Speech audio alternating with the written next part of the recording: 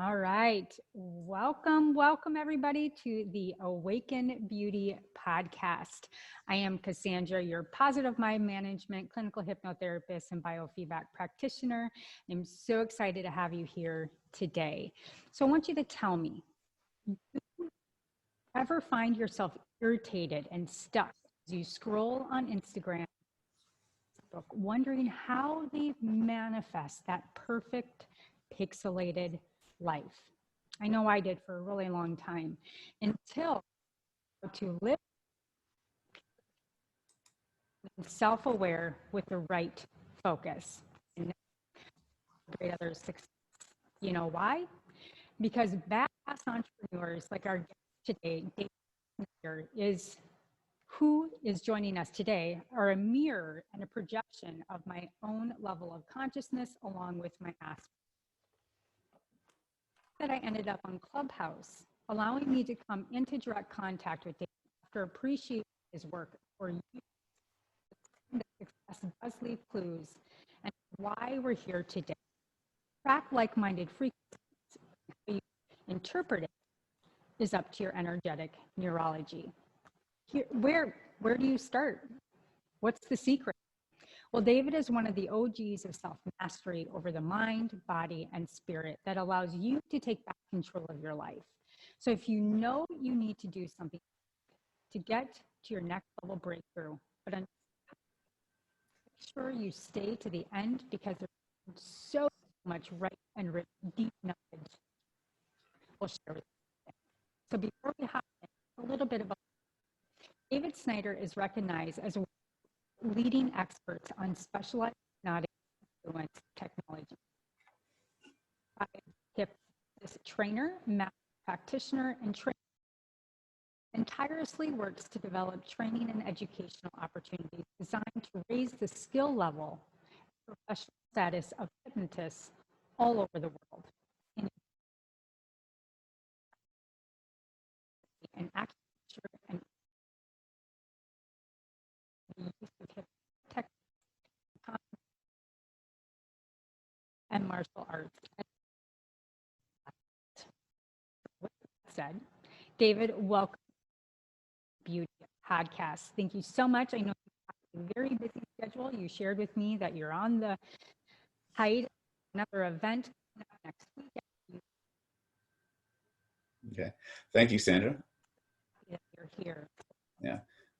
Thank you, Sandra. Your mic is cutting out quite a bit, so you may want to look into that. But just to say thank you so much for having me. It's always a joy and an honor to share space with some of the amazing people that have been pulled into my life. You and I count you amongst them, and I'm happy to share and discuss whatever interesting and fun topics you may want to explore. Absolutely. Well, as I changed my mic, why don't you go ahead and give us a little bit of your history and kind of, your passion for all of the acumen that you have on your list of specialties. Let's see. Geez, where do I start?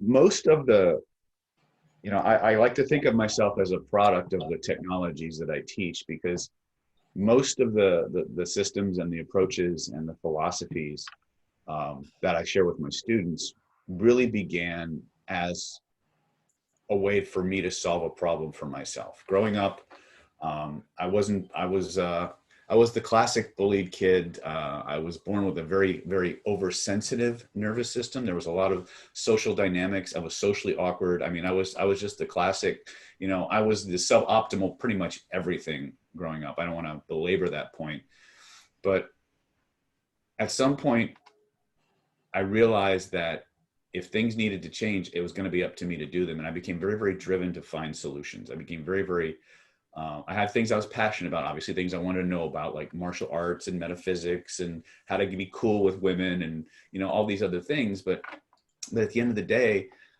I didn't have anybody to teach me. I couldn't figure out what was the real stuff. What were the materials and the trainings and the tactics and the principles that really moved me forward and allowed me to become the person I wanted to be, rather than the person that everything around me was conspiring to make me. And so I spent years looking for solutions. You know, I studied martial arts to build my self-confidence, my self-esteem, but mostly so I could kick butt and take names and make sure that I was never going to be bullied again. And that was the start for me. I was very fortunate to encounter people who kind of pulled back the curtain on the stuff that was the material and the information that was available to the general public versus what was going on behind the scenes. And they showed me how to reverse engineer and explore things and ask the right kinds of questions. And I started to find little bits and pieces here and there. I'd study a system here and I see one or two solid, what I call radioactive gold nuggets, right? The one or two pieces of information that made a tremendous difference in creating results.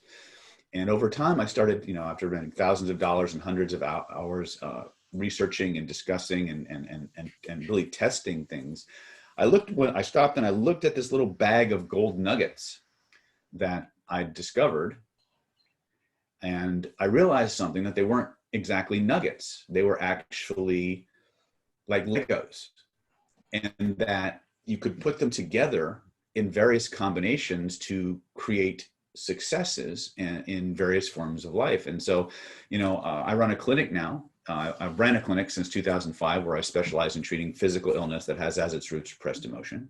But if you'd have told me 30, 40 years ago that I'd be in a room 8 hours a day, you know, 5 days, 7 days a week, helping other people fix their stuff and get over their stuff, I'd have laughed at you. It just simply wasn't on my radar. I was very focused on, you know, being cool, kicking butt, and meeting cool chicks. And as I started finding the answers to those applications, I started realizing there was something much deeper and much more pervasive going on. There was a higher force at work, so to speak, guiding me to study these processes deeper and deeper. And I began to notice how they all began to dovetail and work synergistically with each other.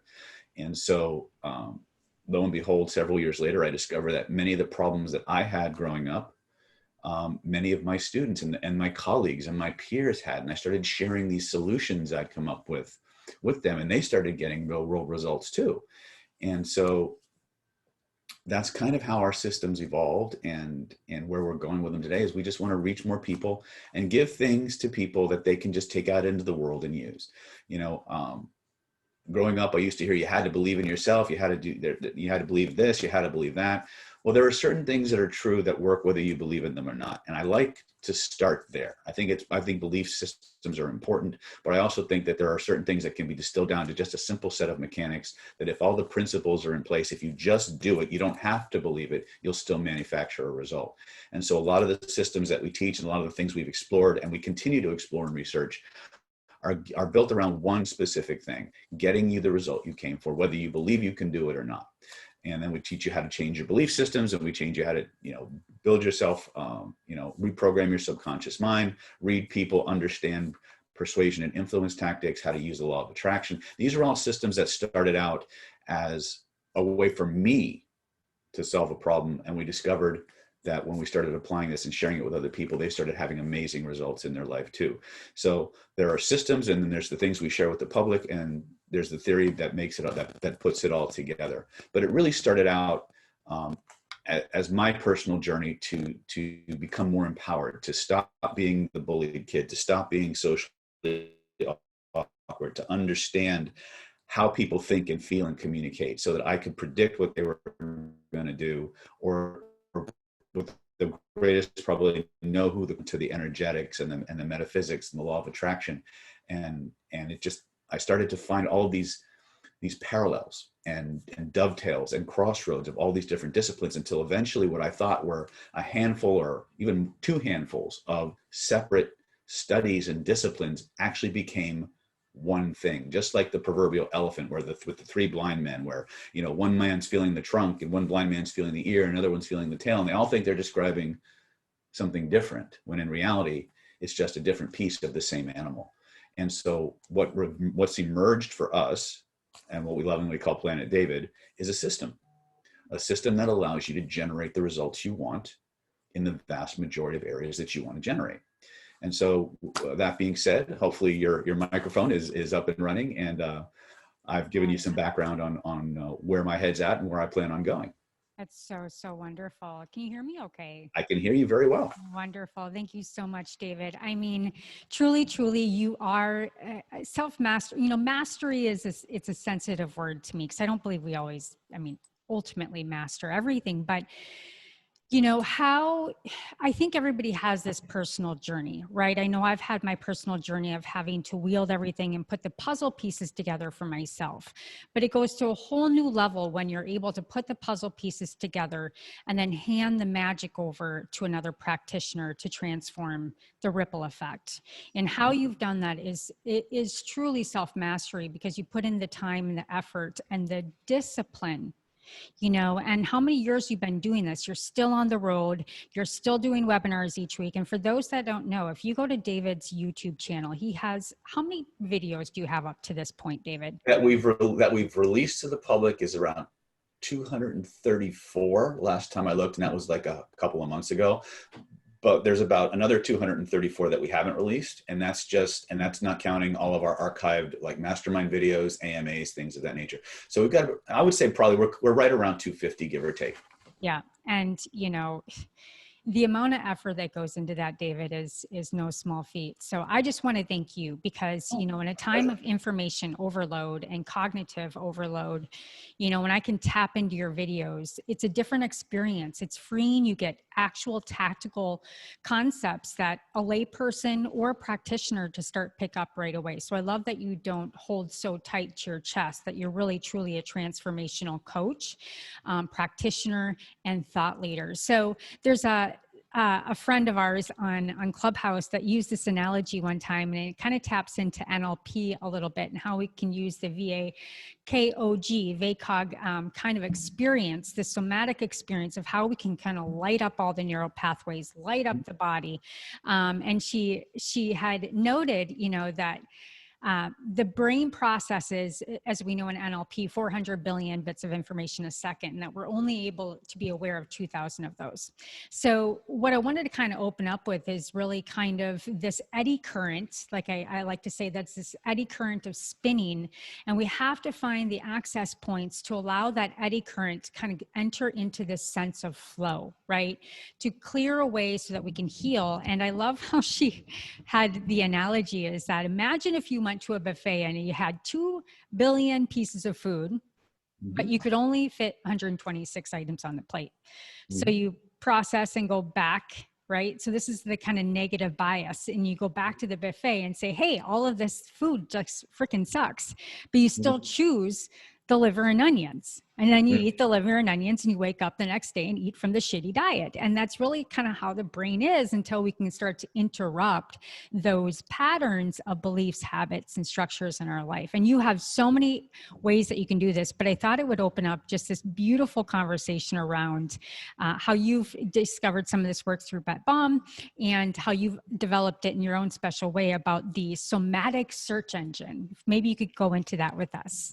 Okay. Well, to lead into Brent's work, I have to kind of jump back. I started training with Brent, or my introduction to HMR started back in, I think it was maybe 2015, 2016, give or take. It's been a little while, but we have to go back a little bit further to about 2005. 2005, I was in DeLand, Florida, at a hypnotherapy training with the late and great Jerry Kahn. And it was during a break, and there was this very, very attractive young lady from Canada that I really wanted to impress. And she was just standing there hanging out. She goes, I've got the worst headache. And I got this download like right in the middle of this break at the training, right? Now, some of you have heard of the energy spinning technique that I use. Some of you haven't. We can talk about it later. But anyway, and you'll understand why it's relevant in a minute. But I got this download, and I said, look, I said, point to where you feel it. And she goes, what? She goes, I said, point to where you feel it. And so she points to where she feels it. And she goes, now close your eyes and look at it with your inner eyes. And she closes her eyes. She goes, now notice there's a color connected to that feeling. What's the color? First impression she goes, red. I said, excellent. Reach in, grab all that red energy, take it out and hold it in your hands in front of you. Make sure you get it all, right? And she goes, and let me know when you got it all. And she reaches in, she grabs all this red energy, like instant trance induction right there. And right, and she's looking at it. I said, notice, did the color change or stay the same? First impression. She goes, it's the same. I said, excellent. Notice it's moving. Notice it's spinning in a certain direction. What direction is it spinning? She goes, it's in this direction. Grab it with both of your hands. Make it the opposite of what it was. Now double the spin, double the speed, double the force, double the magnitude. Keep doubling it over and over and over again until it takes on a life of its own, until it's impossible for it to go back the way it was. When you know you've got it, slam it back into that spot. She slams it in. She breaks out in this massive sweat, and her headache goes completely away. Mm-hmm. And I'm like, she's like, oh my God, it's gone. I go, bye.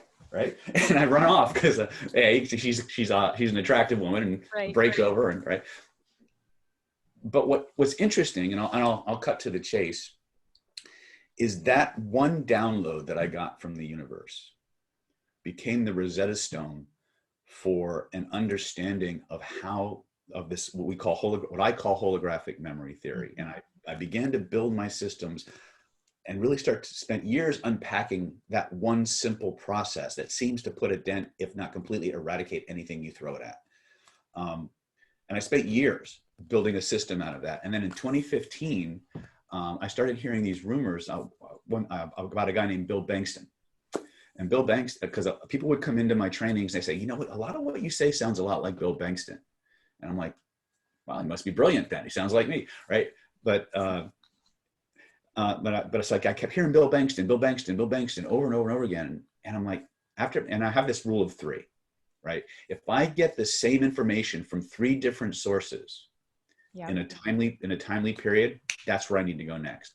Yep. And so I went to this website based out of Chicago, and I looked for Bill Bankston when the next training was. I was getting ready to travel. Turns out he's going to be in San Diego 3 weeks from that day. So it's like, oh. So I go to this training, and I'll cut to the chase once again. Amazing stuff. I still use his stuff today. In fact, it's become one of our most powerful methodologies that I learned from Bill. But in that training, I was introduced to another guy named Brent Baum.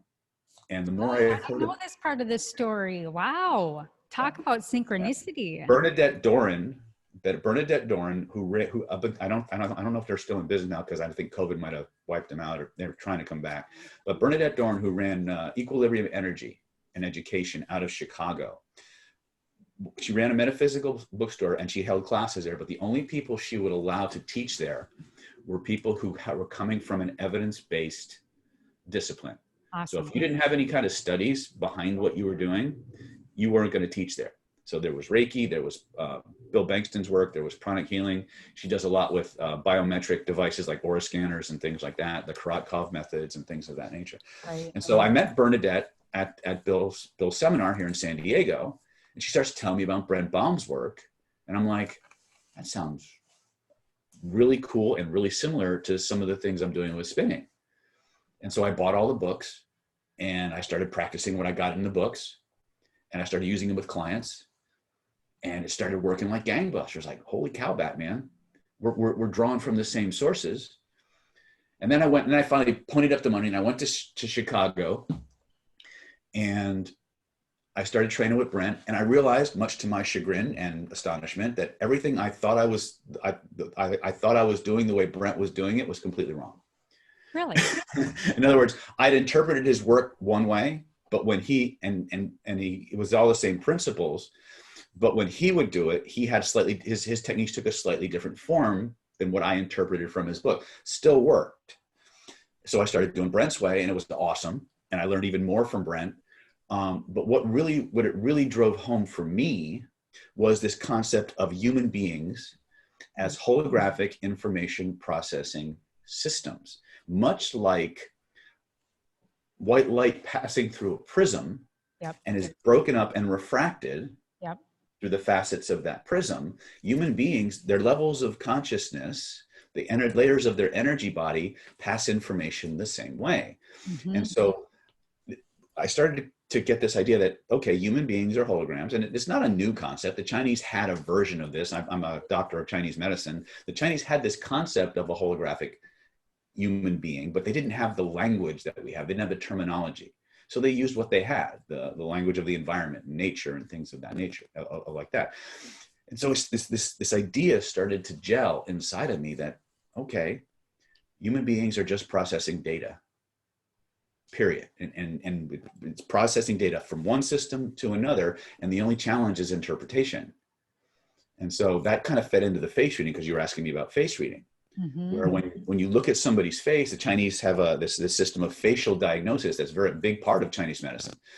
And they can look at your face and tell you what's going on with your kidneys, your liver, your spleen, your stomach, your large intestine, your small intestine, but it gets even deeper. They can look at emotions, they can look at repressed emotions, they can look at trauma history.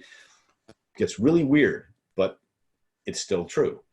And one of the things that my teacher, Lillian Bridges, who is the world's leading authority on face reading, said that when you find a facial feature like a marking or a wrinkle that's connected to a trauma, and you unpack that wrinkle or you unpack that trauma, that wrinkle disappears, or the facial architecture changes, because, wait for it, the human body is a hologram.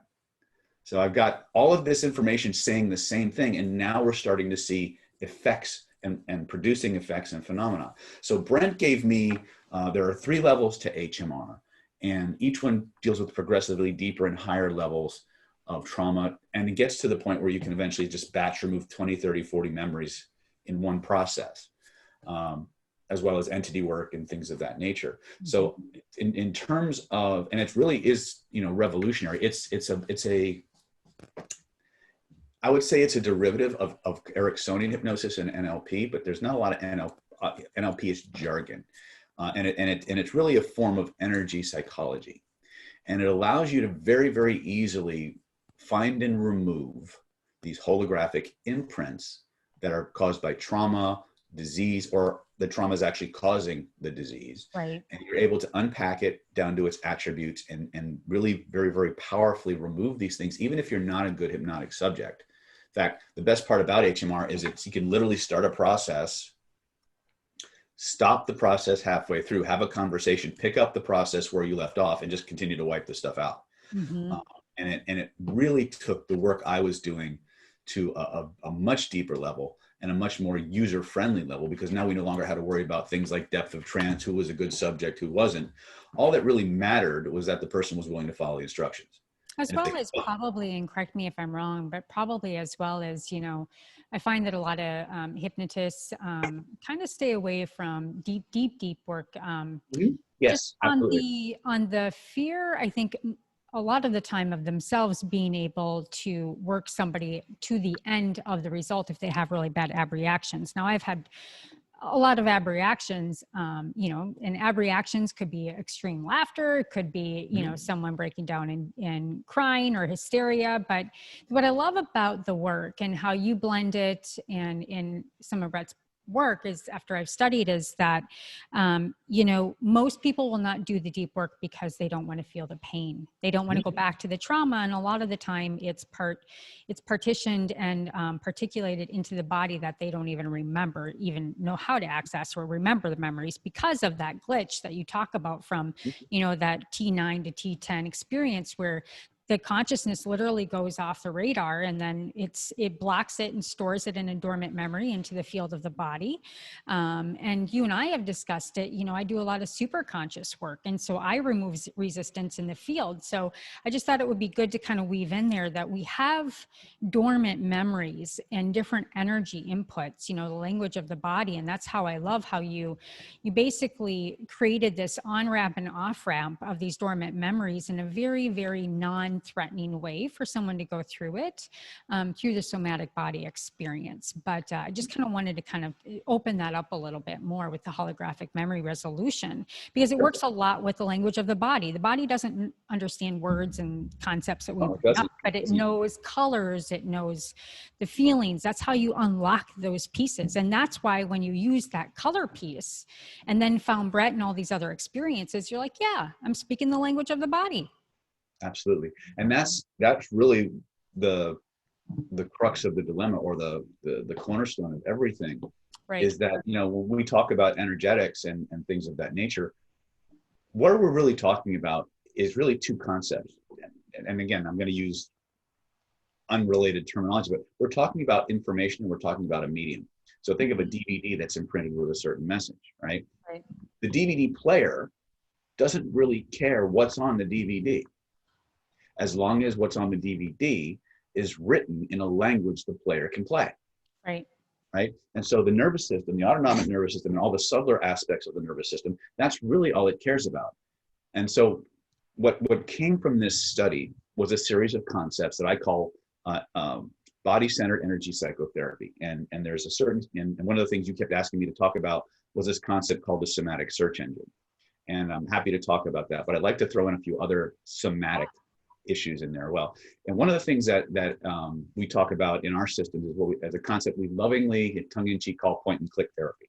Yep. And what that means is that for every emotion or trauma or belief system that you create or you embody, in other words, you have it contained in your body.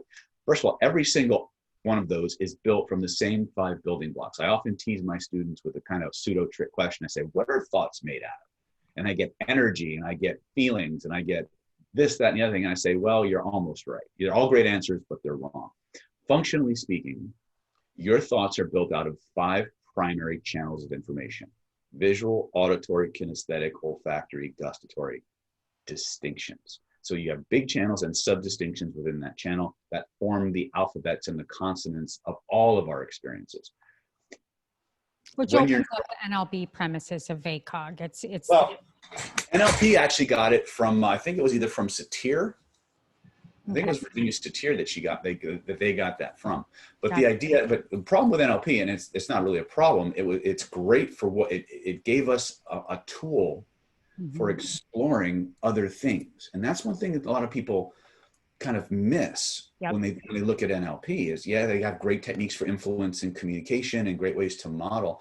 But NLP was really the result of an attitude and a methodology of exploration. Of asking questions, paying attention to things that most people don't pay attention to consciously and unconsciously, that the person who's really excelling at something isn't. Right. And so a lot of us have a lot of modern practitioners, and even some of the old schoolers, have kind of lost that. But I think would say even with that, David, sorry for interrupting, it's kind of like, you can master NLP practices, but it's like just like the premises of cracking open all of these different experientials of how the body stores, experiences, all of these things. It's not a communication technique. It's the gateway to the rest of the things and how you communicate with the body. Yeah, the genius behind NLP is you don't even have to mention. It almost doesn't even need to be stated. If you truly understand what's behind it. But NLP gave us a tool. It gave us a tool to explore the full spectrum of human experience, cognition and consciousness, subjective and objective experience. Right. And one of the things that where NLP kind of stopped short, even though the founders explored these things, it stopped short at acknowledging or recognizing that these visual and auditory and kinesthetic distinctions that we use to create our internal memories and our thoughts and our beliefs, and even the disease processes in our body. That's my belief. Totally. That these things have a vibrational correlation. They have a vibrational phenomenality to them that can be manipulated through changing this coding system. And so when we started adding that in and seeing the human being as a hologram, we were able to start to make some really powerful distinctions that allowed us to shorten the time it takes for an intervention. Like, for example, for every single thought, belief, or experience you have, there's going to be a holographic container built of VAKOG. I've shown you that little diagram that I created. That's kind of my conception of it. Yeah. But what happens is when that memory is triggered, it's going to manifest pre-consciously and then consciously from a specific location inside of the body. We call that location a somatic address. And then everything human beings do is in response to a feeling. It's either a feeling they want more of or a feeling they want a whole lot less of. So the moment you find where the feeling emanates from, where all that information is being reconsolidated, reconstructed, and expressed, you now have a node, a crossroads, where all of that information can be accessed simultaneously, no matter where it is lodged in the body. And because you can access it all simultaneously, any change you make at that spot will generalize outward through the entire body and the entire field. And so that's why we call it point and click therapy, because the theory is if you can point to where you feel it, you can change it. Yeah, and I'm sure, you know, and if I could maybe express it in this way, you know, when you get to the root of something, right, it's somewhat the same in hypnotherapy. When you get to the core, quote unquote, sensitizing event, you know, the, the trickle down effect of that, and then what was stacked on top of that, you can collapse all of that at once. Now there's still fragments there, right, that need healing and processing. But the same thing I would say with the somatic address is that once you can unlock that one piece, and then the whole hologram of the body is then able to shift and come back into alignment, harmony, etc. Yes. And one of the things that, you know, again, watching Brent work and seeing how he did, they cemented so many things for me that I'd been doing clinically and how I worked theoretically and with some other technique. So it was really, you know, I can't recommend Brent's work enough. He's really, you know, if you do trauma work, or addictions work, Yeah. it's worth the investment and the time and energy to go and learn directly from him. Obviously, we have variants that we do. But yeah, so the somatic address is where everything starts.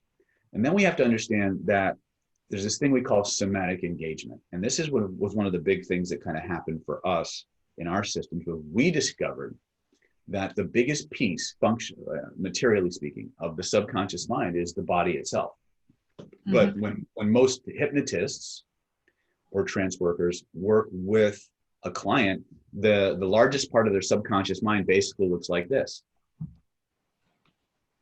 Right? They're just quite quiescent and vegetative in the chair. Totally.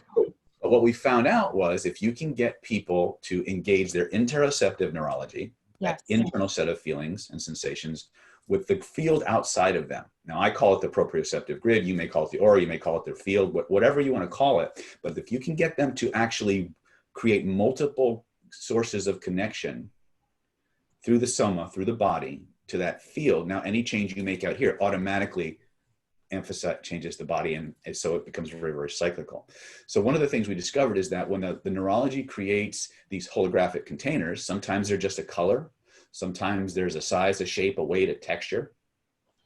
And once you elicit all of that information, you can manipulate it. And once you start manipulating it, you change how the body expresses that container. And so, okay, let's stop right there, because you always make fun of me and I make fun of myself, because I'm like getting this proprioceptive verbiage down, and I know it, right? So I'm going to kind of break down in simplicity, and correct me if I'm wrong. Proprioceptive is, let's say that somebody is looking at the video, it's like the planes, right? You have the planes, right? Up, down, and then front of the body, back of the body. So what he's talking about, if you can access from the front of the body, the proprioceptive is the things out in front of you that you experience. Interoceptive, and say that word and make sure I'm saying it correctly. Interoceptive. Interoceptive is, now is that going to be an internal state, or is that going to be kind of just what's behind? And interoception begins with int. It's always internal. Inner. Okay. Right. And there's going to be two levels of interoception that you're going to deal with. You're going to deal with conscious interoception and pre-conscious interoception. Got it. And so there will be feelings and sensations that happen interoceptively that you will never become consciously aware of. Yep. Okay. You know, the human body, for example, is 70% water. Right. Yep. Now, have you ever tried to carry a bucket of water across a room? Yeah, I do when I water my plants, and that baby. You ever notice that shit? You ever notice that shit? That shit sloshes a little bit. Slashes. Right? Why don't we slosh when we walk? Well, the truth is we do. But your interoceptive nervous system filters out all of the jiggling and sloshing of your internal organs because you don't need to know about it. But when you encounter a situation or circumstance that is of importance to on the outside, there's a subtle shift inside. The neurology creates, it starts to process the information. It looks for a context to go with the new sensation. And the moment it finds one, it links them together. And all of a sudden you have an obvious body feeling that we call an emotion. So the best book to research for that whole theory, the theory of constructed emotions, talks about interoception, things of that nature, is actually a book called How Emotions Are Made. And I believe the author's name is Barrett. Yep. It's a little technical, it's a little dry, but if you want to understand aspects of this holographic system, it's a great place to go. You don't need to know all that. So the interoceptive Mhm. interoceptive inner being. Mhm. You know, could we possibly equate it to how the subconscious mind keeps our heart moving, or our heart beating, our coordination is memorized. It just kind of keeps the body in working memory so that it can just stay moving, where then you may hit that emotion, right? You hit the glitch and the whole Mhm. body is activated with that emotion. And even though sometimes you don't know why, sometimes you may, that's the glitch that comes in when the interoceptive is just kind of working through your day, because it's a, Well, the interoceptive works very, very integratively with all the other aspects of your autonomic nervous system. But the ones that they're when we look at proprioception, which is that big word that everybody stumbles over, I just say that it's just a really fancy way of saying time and space. okay. Because you know, if there was if and again we have some very spiritual, very heart-centered people on this podcast, so this idea of you are more than your body is not a hard leap for any of us, right? Right. But you know, taking it from more hard science to, well, does it exist or doesn't it? If such a thing as a sixth sense existed, Which it does. it would be your proprioceptive nervous system, but it wouldn't be your sixth sense. It would Right. be your sixth, seventh, eighth, ninth, 10th, and 11th sense, because there are at least 6 channels of information Yep. that are 5 to 6 channels of information, probably more, that we know scientifically that division of your autonomic nervous system monitors, one of which is electromagnetic fields. Mm-hmm. So when you get too close to a monitor and you feel your hair rise and you feel the feelings, or you get under a power line and all of a sudden that's all proprioception.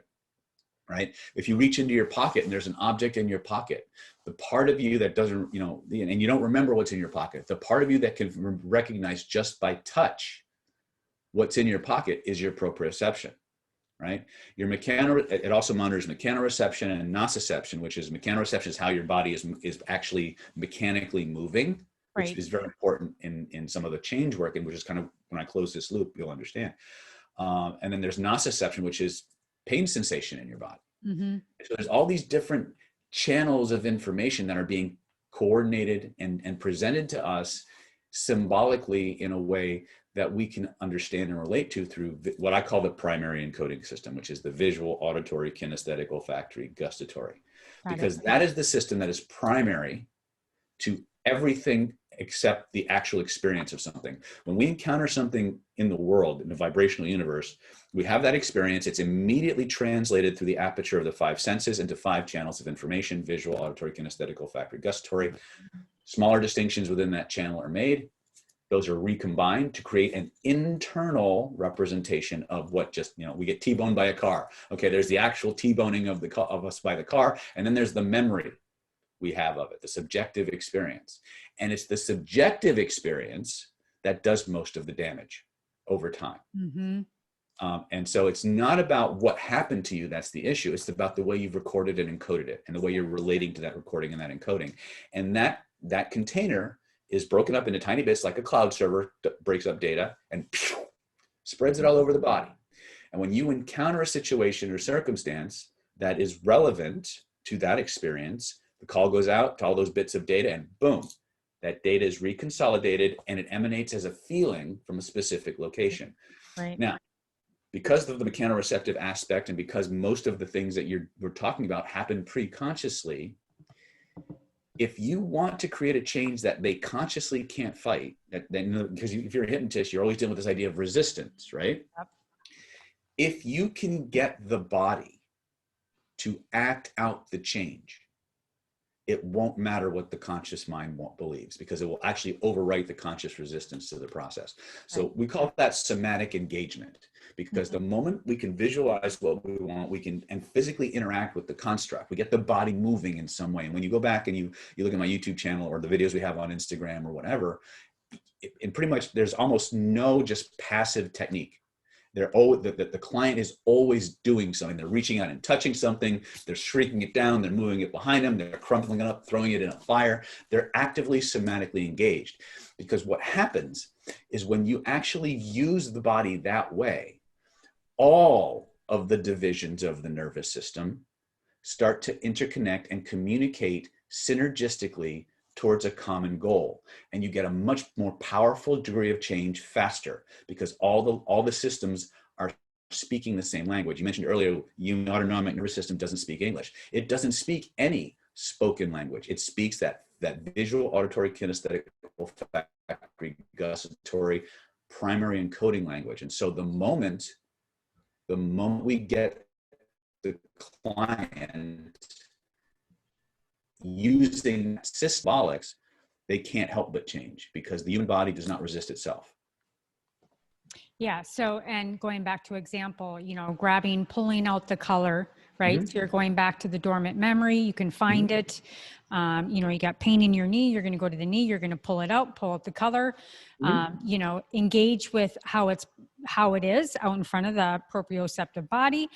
Take control of it, and then start to basically inverse the energy of it, right? So Yeah. you're literally deconstructing it within seconds Yeah. of a time, so that it's removed from the body. And it's so fun to watch people on all your videos. And I've done some of these practices with you as well. In fact, here's a fun story. I had a client text me last night, and she's a client of mine. We've been processing a lot, and she hasn't really quite gotten into trance yet. She's a little bit nervous about doing that.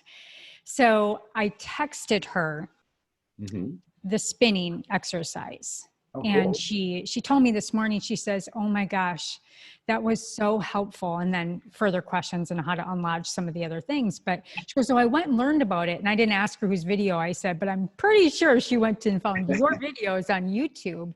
But, you know, that's why I love a lot of the work that you do. And what I've always loved about your work is that I'm very much an energetic, I'm not a healer, I'm an energetic practitioner that helps people take back their energy, bring back harmony into the energy. And going back to dis-ease, like you said, you know, the more dormant these memories are. And oh, by the way, listeners, you know, we have to understand that there's no shame in these processes. There's no shame in feeling the pain. There is inquisitive questioning, self-awareness of where did it come from.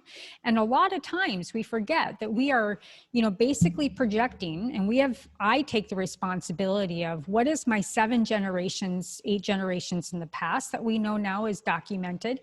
And what you have explained and what you share is that when you make that one movement, right, when you start to shift the energy and you start to see the exchange and how the facial expressions then denote it over time, you also have projected the energy ahead. Yes. Right. So it's kind of like the torus field on how, you know, let's just imagine it's going in the wrong direction, and then you put it in the right direction, and it actually exchanges energy on both sides. So it's far more important and huge and incredible than I think people really truly understand when you get to the energetic pinpoint.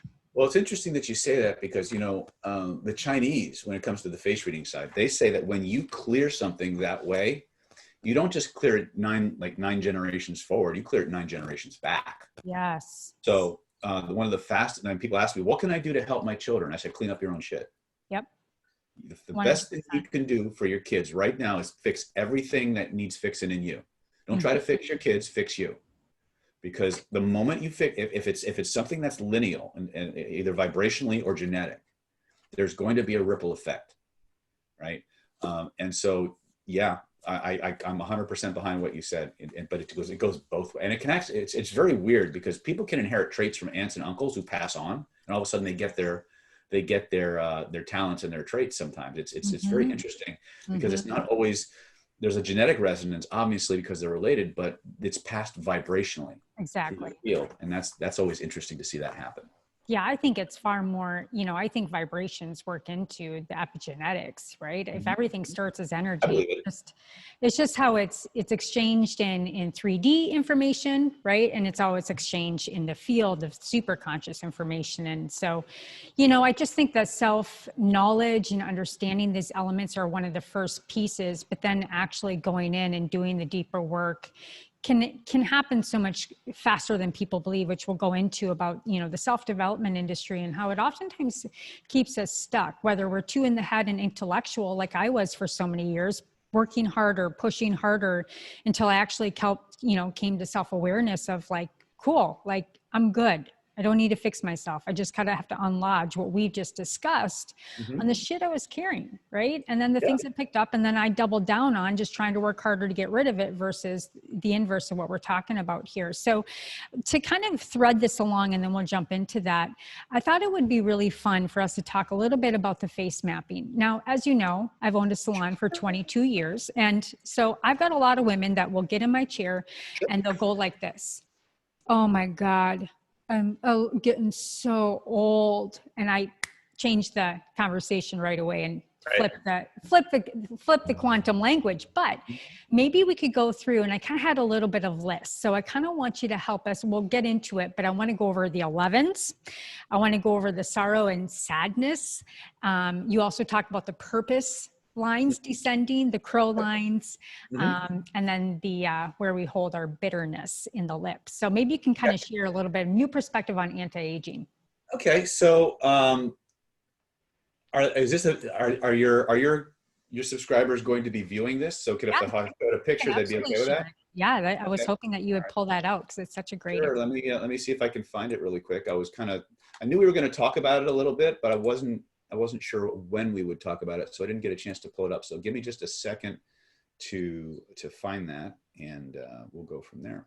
Yeah, and just kind of give a little bit of pre-frame. You know, David has experienced both, so much depth in Chinese medicine, but I know that he's done some advanced work and kind of gone into deeper work with the face mapping, that it's not just, the way I've integrated in the past, and I've done a lot of blog posts on it, on exchange of how your kidneys and how they can really look at the internal body and the organ systems, the meridians and things of that nature, where the chi gets stuck, but this is kind of at a different level. Sure. Can I, do I have permission to share screen? You should, but let's go ahead and make sure that you do.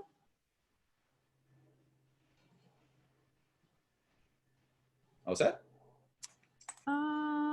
Make us host. There we go. Yep. Okay, cool. All right. So you wanted to talk about, let me just make sure, because I want to cover those first, because obviously we don't have time to do every single thing. So you wanted to talk about this area? Yeah. This area? Yes. And this area? Yep. Primarily. Okay. So for those that are most of your subscribers and listeners, are they clinicians, or are they just looking to be more beautiful and healthy? I would probably say B, but as we know, we have a really awesome group of okay. And the reason I say this is because I'll use different language depending on who I'm talking to. Yeah, let's talk to laymen. Okay. So first and foremost, one of the most important areas of the face when we look at facial architecture, first of all, a lot of these things you'll only see on one side. So for example, we look at something like mania. Right? And people think because it's only on this side of the face that it doesn't appear over here. Right. Most of these traits are bilateral. They can be on either side of the face. One of the first distinctions that you want to make, though, when you start to really look at and unpack these emotions, is which side of the face are they actually on? You see, the right side of the face represents your public persona. This is the face you show the world. Cool. And depending on the application that you're in, like if you're in the workplace, you may want to talk more to a person's public mask than you do to their private mask. But who are they when nobody's looking? Who are they behind closed doors? That can be seen on the left side of the face. And this is your personal side or your private side. I'm going to just put a text box in here, right? And one of the things that we want to look at when we start to measure severity or see where the intentions are, right? So this is your private side, right? Your private mask, who you are when nobody's looking, when the lights are out, the doors are locked, that kind of thing. One of the things we want to look at when we start to evaluate facial architecture or facial markings is length,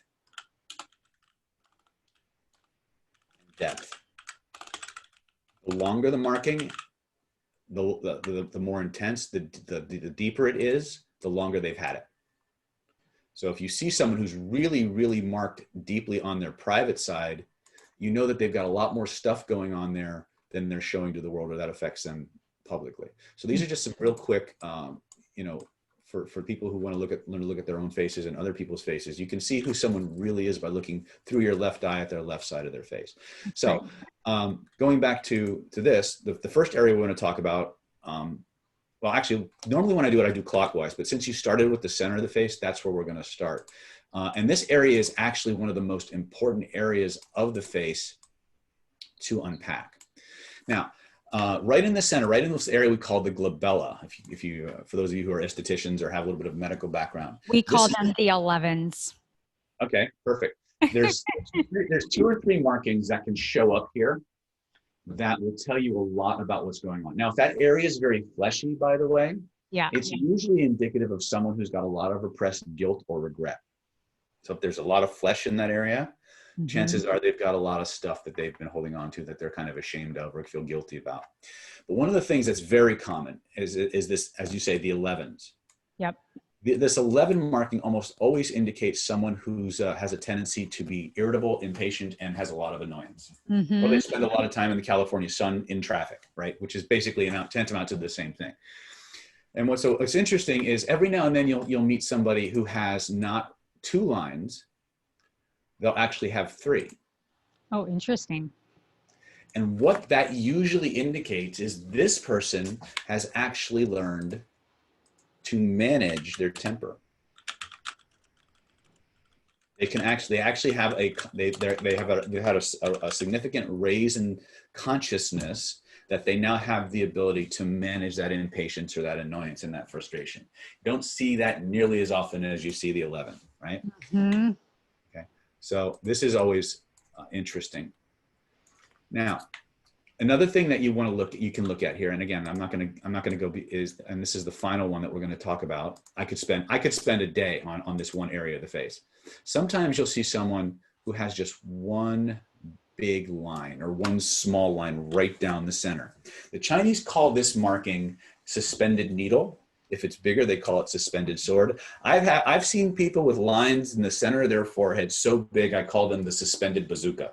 Or the freaking unicorn. And what this usually entails, let me go back to my text box, is estrangement between father and son.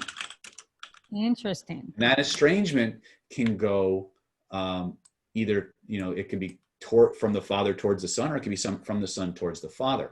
However, there's some other things behaviorally and vibrationally that this marking represents that is really, really important to understand in terms of law of attraction and moving forward in life.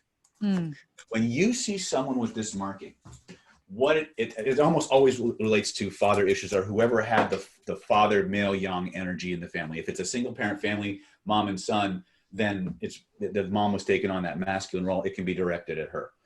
So, but what this almost always means is that somebody with this marking, at some point in their life, the father figure or somebody in authority to them said, "You can't do that. Don't do that." And they got angry. They got super, super angry. Not only did they get super, super angry, they expressed that anger. The ramifications of expressing that anger, they got thrown out of school, they got kicked out of the house, they got put in jail, was so severe and so traumatizing that they made a subconscious decision in that moment to never express that level of power again. Now, on one level, that seems like a good idea, except that this particular area is related to the liver energy, the wood energy of the body. The wood energy of the body is the energy of achievement and conquest. It's the energy that makes us move forward and become more successful in our lives. And it doesn't like to be constrained, and it doesn't like to be told what to do. And so people with very pronounced areas in the face here usually don't do well unless they're in charge, right? Or you give them a job where they're largely they're their own boss and they can work unsupervised. But when you see a marking like this, what this means is that at some point in this person's future, that block that they've put on themselves is going to manifest as an inability to move forward, to move beyond a certain level in life. Because what they've literally done is taken a huge portion of their power, their personal power, their drive, their initiative, their sense of potential and purpose, and cut it and put a block on it right then and there. So this is one of the most important markings to unpack and attack, as I like to say it. right? We got to resolve that anger. We've got to reframe the experience so that it's now empowering them and giving them permission to move forward. Because if they don't, that's going to keep them from becoming everything they could be and getting on their golden path. So that's a really important area when we look at people. Okay. When we look at the eyes and we start to look at this area here, and even though you want to talk about joy, we talk about joy and sadness, we're not actually talking about the eye, but the eye is a great landmark. So first and foremost, before we jump into sadness, joy starts at the outer canthus right here, and it travels up and usually terminates before or right at the edge of the eyebrow. Okay, if you look at somebody and that joy line is extending beyond the eyebrow, you're dealing with somebody who has tendencies to be bipolar, manic. They're up at 2 a.m. in the morning tweeting. You know, these are people who have a strong megalomaniacal traits to them. Yeah. So that's what the Chinese would call pathological joy. We would call it mania or bipolar disorder, hyperactivity, things of that nature. So again, and the Chinese concept of joy is not like this, oh, I just won the lottery type of excitement. The Chinese concept of true healthy joy is more like contentment. It's not nearly as, you know, on the adrenaline scale as what we might think of joy as being. Okay. Now, we talk about the energy of sadness. What we're really talking about is loss, the feeling of loss and how we process it. Loss and sadness all pass through the area on the face that's related to the lungs. So many times when you have a client or you yourself suffer from asthma, allergies, COPD, emphysema, when you start to unpack the issue, they'll start to cough, they'll start to cry, because a lot of the energy of sadness, of loss, goes to the lung, right? So, and it works both ways. If you have people who have undergone extreme amounts of trauma and grief, they may manifest some COPD disorder, right? If somebody comes down with something that affects the lungs, they may become inordinately sad as a byproduct of that physical invasion of pathogens. So when we look at these areas, these are one of the big areas that we want to clean up. And so looking at degrees, the first level of loss that we deal with is what we call sadness. This is usually transient. And usually when we look at these markings, I like to use a kind of a two ways of looking at it. What does their face look like when they're not expressing emotion? If these markings are obvious when they're not expressing emotion, they've got a lot of stored stuff, right? If they're only there when they're expressing a certain emotion, it's more buried. Okay, it's a little bit deeper inside. Mm-hmm. If the line extends a little bit further to about just below the cheekbone, like the orbital bone here, you've got someone who's expressing some sorrow. Sorrow is a little bit longer term. It's usually a little bit more deep. Yeah. And whereas the sadness here can be very acute, the sorrow here is just a very chronic, almost always deep level background kind of an energy to it. If it goes on, if it's not resolved and it continues to build, it goes through this continuum, so to speak, the line will start to crawl and grow down towards the jawline, and it will still pass through this lung area. And now we're looking at grief. And these are long-term, long-held sadnesses and sorrows that have not been processed, and they're rapidly moving towards becoming very toxic to the physical body. Mm-hmm. So the longer the line, the more long-term and the more mass has accumulated in that particular area. Now, there's another area that's really important that goes in harmony with this particular area, and this is one we call lost love. Now, I've seen lost loves appear in one of two ways. You have the classic way, as in Lillian's diagram here, where it starts at the inner canthus and it just kind of trickles down like a tear, right? Sometimes the lost love line will start at the inner canthus, it'll come across, and then it'll come down. Right? Now, when we talk about lost loves, the first thing that people think about is a person or a relationship, but it doesn't have to be. It could be an activity or an ability. So the example that I often use with people is, let's say when you're 10, 15 years old, you're early in life, you discover a love of horses. And like all of a sudden you see a horse or you're put on a horse for the first time and your spirit just rushes into your body, your heart expands, it starts to sing. And every time you even think about a horse, you light up like a Christmas tree and you decide this is going to be part of your life forever. You're Right? speaking to my soul. I was a rider as I grew up. So yeah. Okay. All right. So Ringo exactly Starr was his name. So cool. that's my horse. Right. And then maybe 6 or 7, 8 years down the line, you meet somebody who, for whatever reason, hates horses, can't ride a horse, can't be near a horse. And because you love this person so much, you make the ultimate sacrifice and give up horses. Right. The moment you willingly and voluntarily give up something that is supposed to be a part of your golden path, your reason for being here, you'll mark. Yeah, that's so and so part of getting back on your golden path, and we have workshops for this. We don't sell products for it. It's something that can only be done in person or in a group setting.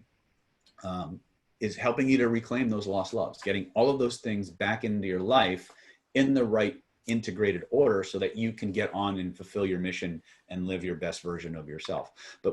So this could be a person, but it could just as easily be an activity. You know, to use another example, you know, maybe you're riding a horse and you get thrown and you get injured and you're told never ride horses again, and you want to ride horses but you can't. Well, you'll mark like that. That's so interesting. Yeah. And so when you see clients coming in and you see the markings in these areas, you know, I wouldn't use it to prejudge the session, but don't be surprised when a lot of repressed sadness and grief and things of that nature come up. 100%. And I intuitively pick up on facial gestures and lines and imprints on the face. I mean, it's intuitive sense. And so moving on, and we'll just kind of go to the other two around, you know, a lot of these anti-aging lines that women kind of think, let's turn again that into a different perspective, is, you know, the middle line in the middle of the bottom lip. You mean here? Yeah. So that is going to be humor. So having a line in the lower, in the middle of the lower lip. Yeah. That's usually somebody who likes a good joke, can tell a good joke, has a pretty decent, healthy sense of humor. Love that. One of the things that you want to be on the lookout for, and then this isn't part of what you asked for, but I'll just put it out there. The lips tell us a lot about boundaries and how people deal with pleasure. Okay. And so one of the things that my teacher Lillian says in her book is that if you see somebody with a flaccid lower lip, upper lip, you know, where the lip has kind of got this kind of a pucker to it, but it's flaccid without them actually having to exaggerate it. What you're seeing there a lot of times is somebody whose boundaries are very permeable. Their boundaries aren't very strong. And since we know predators have a lot of what they do is if they see that lip, these people tend to attract a lot of unwanted sexual attention, and they don't push back. Yes. Makes so much sense. So if you see a lack of muscle tone in that upper lip, it's usually an indication of poor boundaries. Can I say something about that? Sure. I'm not judging. If you go to a bar, you will find many women sitting at the bar with placid upper lips. I mean, I'm not kidding you. No, I don't doubt you at all. I don't doubt you at all. No, I think that's so interesting. Okay, so analysis. These damn things right here, I love them, but can you just kind of give me a little bit of... Yeah, I can tell you exactly what's going on. Those are actually one of the lines that the Chinese actually want you to have. In Chinese medicine, the line that extends from the border of the alanasi or the side of the nostril and extends downward towards the edge of that lip is known as a fa ling line in Chinese. We call that a purpose line. What this generally indicates is that you are doing the things you're supposed to be doing. The Chinese say if you hit 50 and you don't have lines, you're doing something wrong. Ah, love it. So they love to see these nice deep lines. Now, if they're excessively deep, we may have to look at how much you're doing or whatever's going on. But as a rule, when you have these nice, clean lines that extend from the border of the nose down, this is an indication that you're doing what you're supposed to be doing. You're on track. right? Yeah. So when I look at, like, when I think about just kind of things I notice in my face is I definitely have these soft lines, and I will notice myself I'm very intense. I'm a very intense person, and I'm very overly Yep. passionate. And I have had a vision for what I'm supposed to do in my life, my entire life. And I've always followed that thread. Now, the overworking part of that is something I'm figuring out in my midlife years, but that, that annoyance, impatience, I'm going to raise my hand. I definitely have that, and that divine I purpose. sure do. Yeah. So, I think it also, in not to justify it, like having a very intuitive sensory to myself and a 9 quick start. I'm always living in the future, and I'm 10 days ahead of where somebody's processing. So I have to self-regulate myself and just kind of come back into coherence of really being able, especially when you're doing trance work or any kind of energetic exchange, of being really present. And so something I think many people deal with today is being able to be present, not only with themselves, but somebody else. But Absolutely. The internet hasn't helped us with that. The internet has actually significantly distorted our time sense. And by the way, when you 100%. see people with the 11s, as you like to call it, these people usually have a real problem. They understand the concept of divine timing, but Yeah. they don't live by it. Yes. They're Right. always trying to get something done or make something happen. And that's not how the universe works, Yep. in terms of the metaphysical side of things. Yeah. Another thing that to bring relation to that, and I was listening to at one point, is that,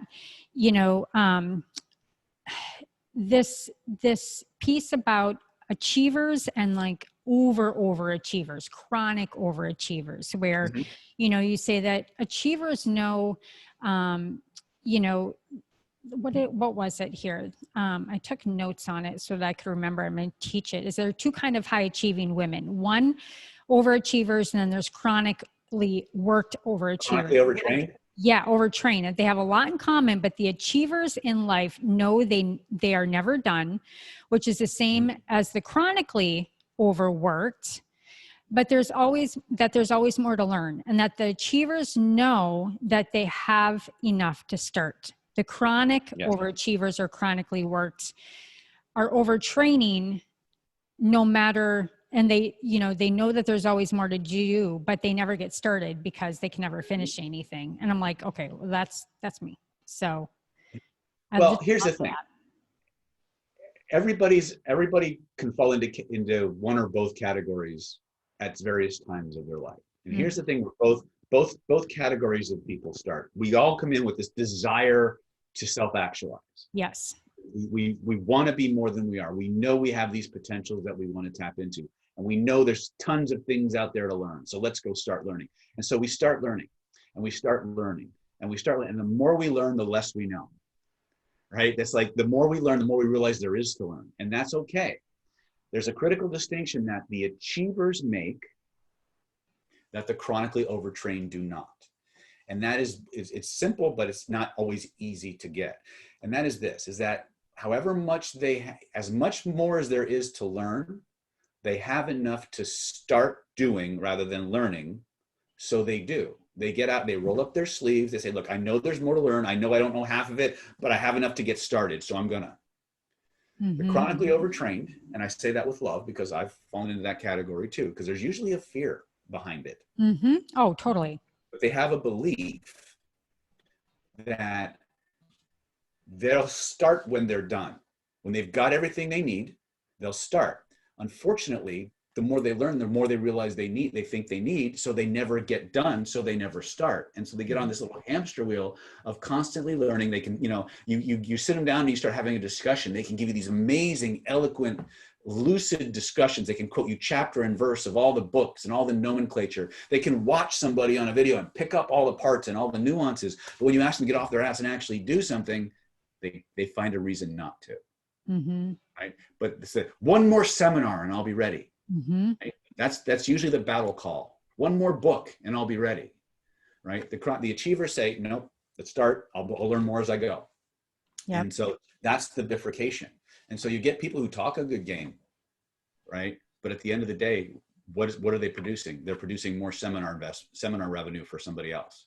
Yeah. And that just it's really transformed my life in the last year and a half when I hit my burnout, right? And my own my declaration is I really am passionate about helping women lead boldly and burn brightly without burning out. And I believe that through the pause, I don't call it the plandemic, I call it the Right. pause. The pause. Yeah. You know, we all had to come to our reality of, fuck, do I really want to do this anymore? Do I really love this? Yep. You had an opportunity to make a choice and pivot, and we still do. Yes.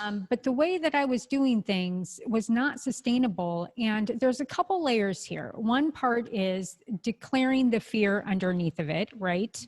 And those are things that, you know, I've worked through and I'm still working through. But another part is, I don't say I have ADHD, you know, from my hypnotherapy training and my energetic work, a lot of times being in somnambulism, being in a trance triggered from previous trauma, Right. can oftentimes store a lot of rumination in the imagination. Absolutely. So if we can get out of the imagination and really start to understand that everybody has the same opportunity and you have to take control of your mind and you have to stop, breathe, and shift and change in the direction that you choose that you want to go.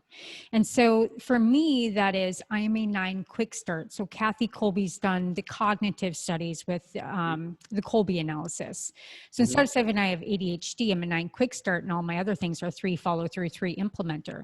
So yes, I can try to keep doing those things and doing everything with 4 different businesses, like you can, you know, you can agree, versus be smart, hire it out, stop beating yourself up that you can't conquer everything. And just, so I've tapped into the I Ching, right? And I've really started to systemize my day through flow, understanding my own unique flow and how I can stay in flow, because it's always flow, right? So to me, that's just really one part responsibility. Number 2 is stored trauma in the body of hearing my mother say, someday our day will come, thinking my day's never going to come. I need safety and security and make a whole lot of money so I'm safe. So it's a process, but getting back into flow, tapping into your unique abilities, and then offshooting the things that you shouldn't be doing. It's a combination. Yeah. It's a combination of systematically removing what Scott Sonnen loves to call fear reactivity. From the body and enhancing and following your joy. Because when you have that balance, right, when you know what brings you joy, what lights your spirit up, what your mission is, and you're doing things that are in harmony with that mission, the spirit, which is bigger than your body, wants to come in. It wants to embody more fully. And when it embodies more fully, the body gets healthier. The universe conspires to make you live longer, because spirit is inherently a negative entropy generator. Right? The more spirit is in your body, the more healthy you become, the longer you live. Exactly. And you know, and you can see this in nature. What kind of house breaks down faster? One that has people in it, or one that doesn't? One that has people in it. No, actually, it's the opposite. Really? Houses that don't have a family living actually break down faster because of the organizational principle. Energy in it. The spirit in the house. Yeah, that makes sense. I've talked to several builders. I said, you can let a house sit for like 3 months, 4 months, 5 months. You go back, all kinds of shit's messed up, dilapidated, deteriorated. Same house, family living in it, not doing anything. House is great. That's amazing. Body is the same. The body's the same way. So when people have trauma, right, the body becomes an unhappy place to be. The spirit doesn't want to come in. And that's why if you've ever watched, after you've cleared somebody's traumas, their eyes are bright, there's a glow under their skin. The reason is because the moment you clear out that pain, the spirit floods into the body and they get healthier.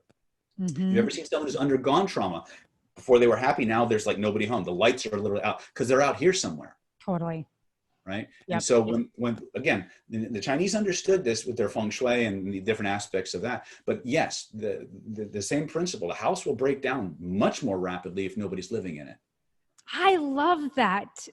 I love that visual. It's so rich. And it's, you know, and even your ability to communicate with the outer world, right? Because, you know, the outer world has certain frequencies. You know, I believe that evil spirits kind of hang out in that frequency, and then the goody people hang over in the good frequencies. And there's a dialogue there that you can start to tap into when you enter into that, which I've experienced, which is a lot of fun. So that's so cool. I just love it so much. So another piece I wanted to kind of bring in there is, you know, the power of neuroplasticity, and we'll kind of end here. But, you know, a lot of things too of the overachievers and overworking and chronic and, you know, a lot of this, you know, manifestation stuff that we think that we have to like be thinking that thought all the time, and we need to be in that state. And that's what's going to cause a neuroplasticity. And, you know, studies show that, you know, if you can do what you're doing, set it in motion, and just leave it there.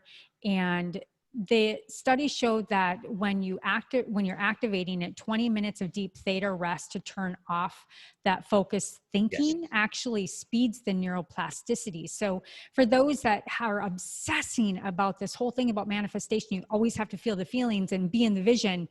You got to let it go, and it'll happen less You fast. have to do that. There's no ifs, ands, or buts about it. You have to do that. Mm-hmm. Yeah, super important. There's no other way. It's like, it would be the equivalent of, first of all, it's exhausting to hold that vibration. You're not made to hold a vibration like that constantly, because human beings are designed to cycle through. But the metaphor would be, you know, you call a waiter or waitress over, you place the order, and as soon as they walk away, you grab a hold of them, and they can never deliver the order to the kitchen. Right. I wonder why you're not getting your order. Right. Yeah. It's kind of the same idea. You know, interestingly though, just a little fun factoid, that idea of the 20 minutes of theta or sleep after works just as well for athletic performance as well. Yep. Yeah. So, you know, for those, like, you know, manifest, get into that vision, feel all the feelings, do the work, right? But make sure that you let it go and that you just trust. And then you're working with your RAS, your reticular activating system, and just looking for the evidence, right? So why if your state's right, your RAS will find the Mhm. element in the environment that move you towards it. It's designed to do that. It's designed to look for and pull information into your awareness that is in harmony with what's going with your inner environment. In fact, if you guys get a chance, there was I don't know how old this article was. I have a course I call Get Lucky for Life. It's not what you think, or maybe it is, right? And it was back in I guess it was the early part of the 21st, like 2010, 2015, no, about 2012, something like that. I wanted to know how to create more luck in people's lives. And I came across an article in Psychology Today that said there were 5 psychological characteristics that all lucky people have in common. And it goes right to the reticular activating system. The very first one was they self-identify as being lucky, right? And what they did was, the studies were actually done in England. It was really kind of interesting what they did. They broke people up into 3 groups. They had a group that was a control. They had people who considered themselves lucky, people who considered themselves unlucky. They rented a restaurant on a weekend, hired actors to play the patrons. They put a 20-pound note on the floor, and they would send these groups in independently of each other, and they would count how long it took and how many people found the 20-pound note. What do you mean by 20-pound note? Like a $20 bill? Like a $20 bill. Right? Okay. I say pounds because it was in England. Got it. But so, and they would count it. And as you can probably intuit, the average people found it about 50% of the time, give or take. The lucky people, 100% of the people found it, pretty much. And as far as we can tell, the unlucky people are still looking for the restaurant. Yeah, they can't even find the fucking front door. But what you're seeing there is a perfect example of that reticular activating system. Whatever you've got going on in your body, the body feelings that you have change your perceptual filters, which is your reticular activating system. And it's going to scan the environment for things that are in harmony with that. So if you have an identity, a self-created identity as a lucky person, your neurologist can, okay, my inside I'm lucky, so I'm going to find things in life that my external environment to match what's going on, right? Same $20 bill, same restaurant. Why didn't these unlucky people see it? Because their worldview couldn't hold that. And so that reticular activating system, we call it the emotional refractory period, because I kind of got my approach to it from Ekman. Yeah. But it's the same mechanism. Yep.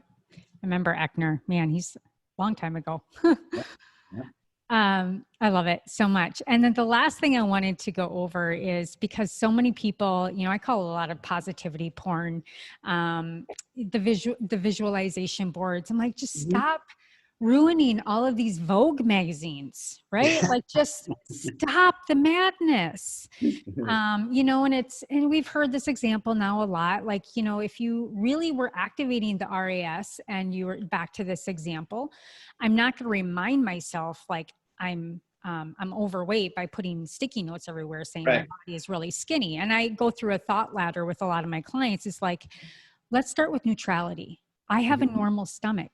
My stomach looks like a lot of other women's stomach. Cool. Right.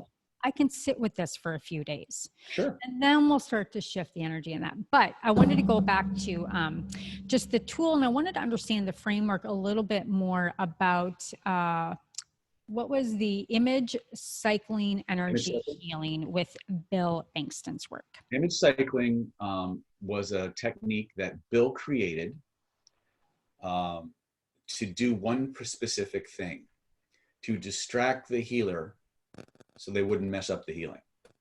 That if you ask Bill what image cycling was designed for, why he designed it, that's what he'll tell you. The side effect of it was, though, that whatever you were cycling tended to manifest. So it was very bizarre, because in Bill's view of healing, and Bill probably has the most documentation on energy healing, and he has an astronomical cure rate of curing rats bred to die from cancer, deliberately injected with a cancer that is 100% lethal. He teaches people who don't believe in the method to do the healing, and the rats get cured. Double-blind animal-controlled trials. And what's funny is, if you take a rat that was cured through this method and you re-inject them with cancer, the cancer doesn't take. Wow. You can go to bankstonresearch.com. All of his studies, all the research is there. But if you ask him about the image cycling process, he would say he designed it specifically to distract the person's conscious mind so it wouldn't mess up the healing, because the healing and the image cycling are two parallel but separate processes. The side effect of which is, for whatever reason, when you cycle these things this way, the way he teaches you to do it, and actually there's a lot of ways you can do it. And in fact, Bill's entire manual for how to do image cycling will fit on a business card. Could you walk us through it? Because I just have in here to look at, your, imaginal act, and then to repeat it faster and faster. Okay. Well, if you think about it, well, here, I'll share my screen. Maybe I might have, hold on a second.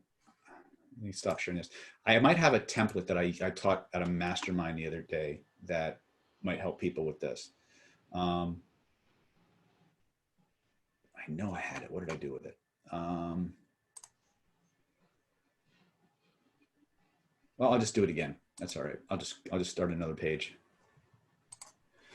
So the way image cycling actually works is you have what I call manifestation 1,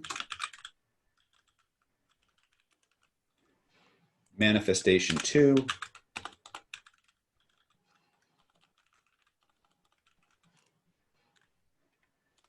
and manifestation 3. Now, I do it this way because this can be a very confusing process. So this is how I want you to think about it. Let's say I want to build a 6-figure business or a 7-figure business, wherever you're at. Okay, so my first manifestation is I want to build a 6-figure business.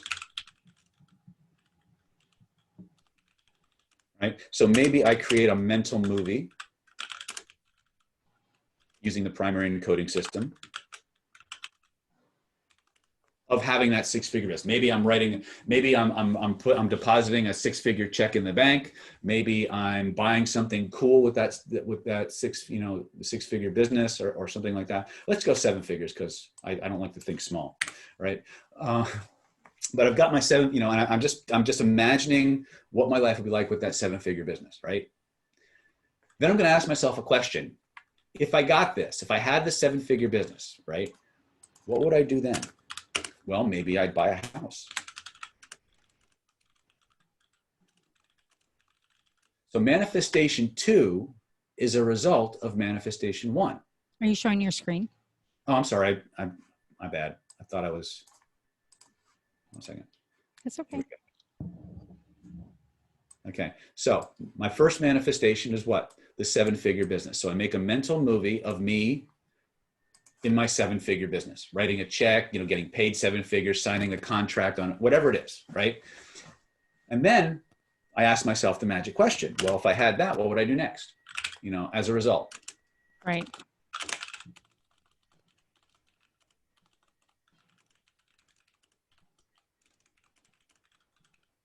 And that might be buy a brand new house, right? And so I'll make a mental movie of me moving into my brand new house using VACOT, right? And I want to make it awesome. The most important piece about this process is it's got to bring you tremendous selfish pleasure. If you're not as hedonistic as humanly possible, you're selling yourself short on the power of this process. Mm-hmm. Okay. So manifestation 3 is you can probably intuit, okay, I got my 7-figure business. And once I've had that 7-figure business, I'm going to take some of that money. I'm going to buy me a brand new house. And then what am I going to do? Well, I might buy more houses. I might buy a vacation home in the Bermuda or Bahamas or something, right? I might do a world, trip around the world. Doesn't matter what it is, but each one is a direct extension of the first one, of the previous one. You follow me so far? Mm-hmm. Okay. Now, so I have these 3 movies that I've created. I'm going to collapse them down to either a keyword or phrase or symbol. That is a gestalt. Yep. Of this 3-level sequence. Yep. That is all pleasure-based, that is carrying past the original thing that I want. That becomes the first entry on the image cycling list. So you literally do this process for everything on your list. And when Bill teaches, he has people doing, 2, 3, all the way down to 20.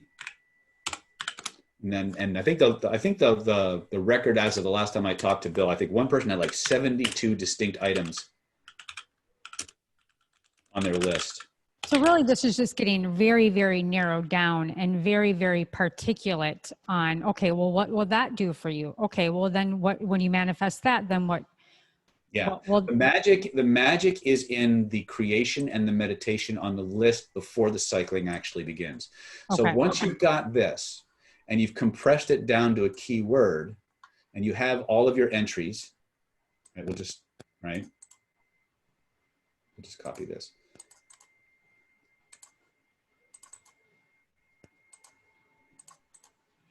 Right, so I've got my list of 20 things, right? Then what I'm going to do is I'm going to take that list and I'm going to meditate on each entry. And I'm just going to live those movies over and over again for 5 full minutes. This is the part most people don't do. It takes time. Mm-hmm. So, because it's just creating the list. If you use this 3-level process and then sandwiching it down to a phrase or the symbol, so you're priming the subconscious, not only with the first thing you want, but you're moving that energy beyond it. Which, if you've ever done any martial arts, if you're ever taught how to break a board in martial arts, they teach you not to focus on the surface of the board, but to focus through the board. And when your energy flows through something, it breaks through barriers. So you can take that metaphor. So I take each of these entries on my image cycling list. I spend 3 to 5 minutes just having fun and imagining what it'd be like to have all that good stuff and linking it to the symbol. When I'm done with my list, I can put the list in a drawer and not worry about it anymore. Now I just rapidly cycle through each of the keywords or symbols at ever increasing rates of speed. Do you just look at them or do you have to memorize them? It helps to memorize them. Okay. Okay. But if you need your list, you need your list. But but you keep cycling faster and faster and faster. And here's the key heuristic I follow: for as long as it feels good. Yeah. And then once it does it, let it done. You're done. And then make a new list. Yep. Right. And what you do is you do what we call list maintenance. So let's say you're cycling and you're cycling, you're cycling. and the first thing and again, they won't always manifest linearly, like in the order you've created them, because the universe isn't linear that way. But let's say, just for an example, I've got 20 things, and the second thing on my list manifests. The first thing that has to happen is the minute you manifest something on your list, you got to take it off. Yep. Because if you keep cycling on something you've already got, in order for you to have something, you need to lose it. Yep, exactly. So you'll actually delete it from your list. Now, one of the things that kind of holds people back sometimes when they're doing this is that they're afraid if they actually succeed in manifesting something, they're going to be, and they don't like it, they're stuck with it. No, you're never stuck. If you manifested this, you can manifest something else. Change it. Right. So one of the cool ways that I teach my students to do this is I have them create a 5 to 10 micro list. I have them hold a bottle of water in their, I have to take 2 bottles of water. I have them take 1 bottle, put it under their chair. I have them hold the other bottle in their left hand. And all they're going to do is hold it. And then I guide them through a cycling session, usually 5 to 10 minutes. And then at the end of that session, I have them take the water from underneath their chair, take a swig, have them sip the water in their hand. And I have them say, temperature doesn't count. Tell me about the water you were holding. And the water's always changed. The water's always different, right? We call this Eucharistic healing or Eucharistic charging. But it demonstrates in 5 minutes of cycling that you can change the molecular tension in water. And that just, and then all of a sudden, if they've done the process, shit just starts manifesting. It won't always be gentle. I got to warn you. You know, if you want to manifest that 7-figure business, you may have to lose that cushy 5-figure business that you've been collecting a steady paycheck from. Yeah. The universe, the system is not always gentle. Yep. But it is the most powerful, most reliable engine of transformation I have come across. And I've come across a couple that are super powerful. This is right up there in the top 3. Wow. Right. So, and you can, and the doctorate in front of my name was a result of image cycling. Okay. Because when I tried to get my doctorate, they told me I wasn't qualified. After auditing my transcripts like 27 times, they told me, no, you don't have enough credits yet. You got to go back and get more credits. And I hit brick wall after brick wall after brick wall after brick wall. And after a while, your neurology evolves to, you interface so fluidly with the non-local universe that my mantra is something will happen. And the cycling just happens, right? But after a year of trying to get those credits, hitting one roadblock after another, I said, you know what? I put it aside. I said, something will happen. And I just put it on my cycling list. A year to the day that the school told me I didn't have enough credits, I got a phone call from the recruiting office at Pacific College of Oriental Medicine. It says, David, we were just doing routine review of transcripts. Yeah. And we discovered that we made a mistake on your transcripts. You aren't actually 9 credits short. You're 9 credits over. Would you like to join our program? Unbelievable, David. Oh, I just love it. And you know, I celebrate your life so much. It's just such a joy to be with you. It's such a joy to see you transform so many lives. And you've really kind of brought this love of learning again back into, you know, the hypnosis. And sometimes that world can get a little, so it's just, I love the energy. The energy work is what lights me up because it works. There's nuances to it, but it's personalized to you.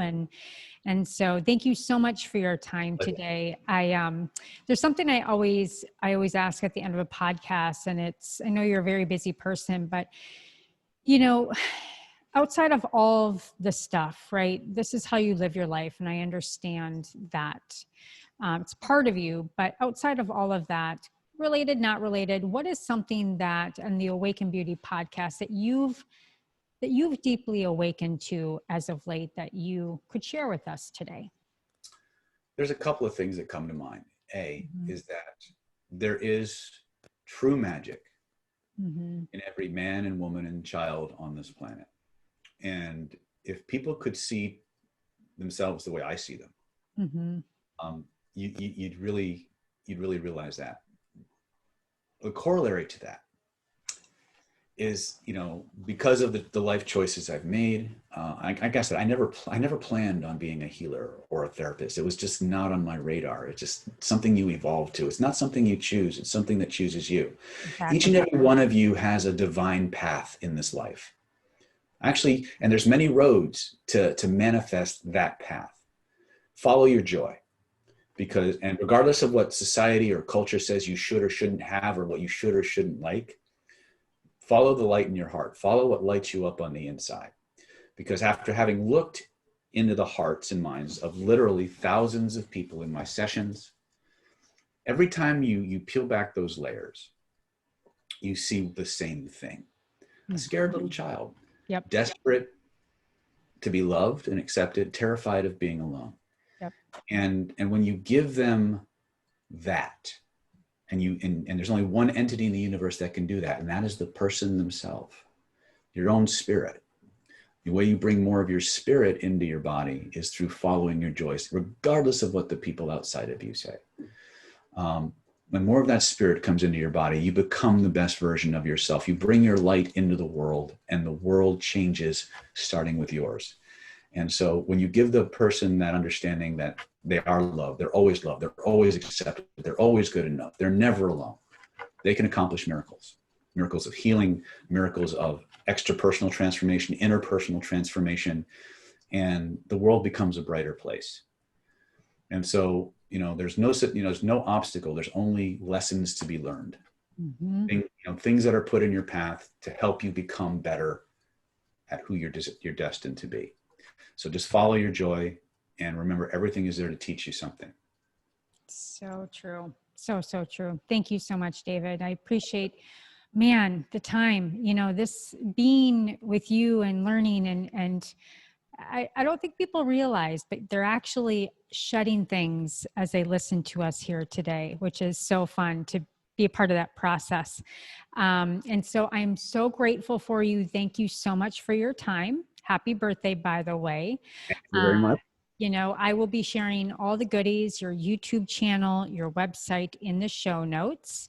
Perfect. And is there anything else that you would want to leave with us today?